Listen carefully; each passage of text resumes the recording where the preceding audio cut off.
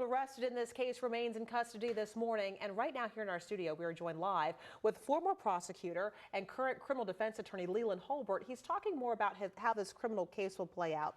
So it's still in juvenile court right now. We know he was in court yesterday. Give us a sense of what happened inside the courtroom and what happens now as it moves into adult court. Well, his first stages in the courtroom, the judge probably advised him of his rights, his basic rights. What the public, I think, is most interested in is when does this case become public? He has to have a probable cause hearing in court. And at that hearing, if the judge determines that a firearm was used in the commission of a felony and he's over the age of 14, there's an automatic transfer to circuit court.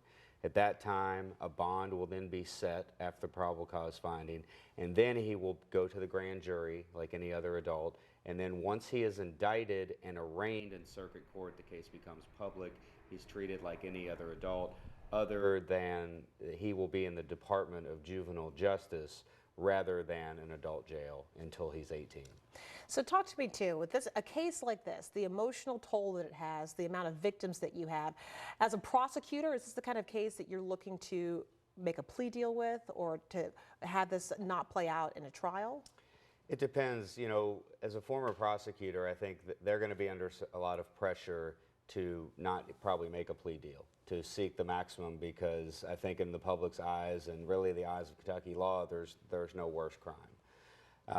So that's going to be a lot of pressure on them, whereas the defense may want to make a plea or stretch this out. If there's mental competency issues, which often accompany these school shootings, it just depends.